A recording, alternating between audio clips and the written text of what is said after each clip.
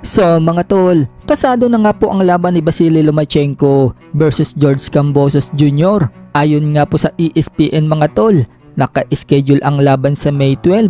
Paglalabanan po nila dyan ang bakanting IBF Light Flyweight World Title at IBO World Title na hawak ni George Kambosos Jr. Kung matatandaan mga tol, nakaraang taon pa ang huling laban ni Lomachenko. Natalo siya kay Devin Haney via unanimous decision. So isang taon bago ulit nagkaroon ng laban si Loma. At pagbalik, world title na agad ang laban. Sa kabilang banda naman mga tol, Albert Pagara, sinabing magaling daw talaga si Inoue. Ibinahagi nga po ni Pagara sa Bombo Radio nang ma-interview siya ang experience niya kay Naoya Inoue noong maka-sparring niya ito. Paliwanag ni Pagara mga tol, hindi daw nagpo-focus si Inoue sa sparring. Sa loob daw kasi ng isang linggo, nakakadalawang sparring lang daw ito. Hindi daw katulad dito sa Pinas na 3 beses sa loob ng isang linggo ang sparring. Puro 4 rounds lang din umano ang isinasagawang sparring ni Inoue. Mas nakapokus daw kasi si Inoue mga tol sa strength and conditioning. Mas gusto daw ni Inoue na tumakbo ng bundok. Kaya sobrang galing at sobrang bilis daw ni Inoue.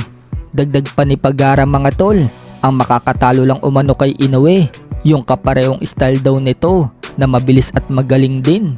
Pero kung aakyat daw si Inoue ng timbang, baka magkabanggaan daw sila. Gusto din daw kasi niyang makalaban si Inoue, lalo pat alam daw niya ang kahinaan ng Hapon. Sa ibang banda naman mga tol, wala pa rin pong tigil kakatira ang presidente ng MP Promotion na si Sean Gibbons sa head coach at kapatid ni General Casimero na si Jason Casimero. May panibago na naman kasi itong post sa FB niya. Inedit na naman niya ang mukha ni Jason at inilagay sa katawan ng aso habang hawak-hawak niya ito. Panat nga po ni Sean Gibbons sa caption, "Hello white dog, good boy, daddy has a treat for you." Panglimang banat na nga po yan ni Sean Gibbons kay Jason Casimero. Wala nga pong sagot si Jason at nananatili lang pong tahimik ngayon. Pero ang mga defender ni Casimero, yun ang bumabanat at nagtatanggol sa magkapatid. Sa kabilang dako naman mga tol, inilabas na nga po ng The Ring Magazine ang award sa taong 2023. Sa Fighter of the Year, nakuha nga po yan ni Naoya Inoue. Sa Fight of the Year, nakuha naman yan ni Luis Neri versus Asa Tobanesian. Sa Knockout of the Year, nakuha naman po yan ni Junto Nakatani versus Andrew Moloney. Yan po yung pinatulog ni Nakatani si Moloney sa round 12. Sa Performance of the Year naman mga tol, ibinigay naman po yan kay Terence Crawford. Trainer of the Year, ibinigay kay Brian Bomack. Yan po yung trainer ni Crawford.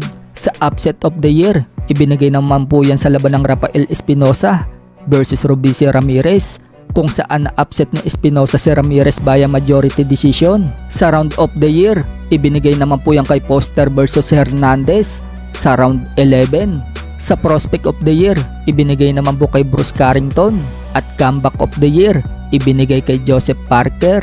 Sa ibang balita naman mga tol, kahit nga pong itinuturing na halimaw itong si Unified Light Heavyweight World Champion Artur Beterbiev, pero para kay WBC Lightweight World Champion Shakur Stevenson, pipiliin daw niyang manalo itong si Dimitri Bivol kapag naglaban daw si Beterbiev at Bivol.